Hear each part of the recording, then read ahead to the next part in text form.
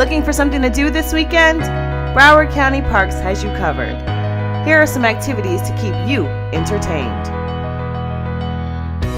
Take a night hike underneath the new moon at Markham Park in Target Range on Saturday night. Come out to the Marine Environmental Education Center at the Carpenter House on Saturday for a beach cleanup followed by an environmental art festival. There will be art displays, live music, food trucks, Captain the Rescued Sea Turtle, and more.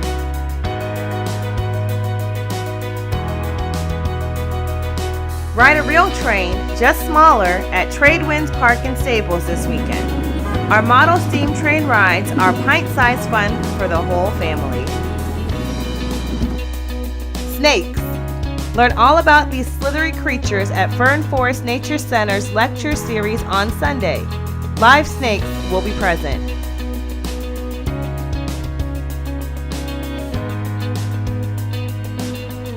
Enjoy your weekend. If you have fun, share a pic with us under the hashtag Broward Parks on all social media sites. See you next weekend.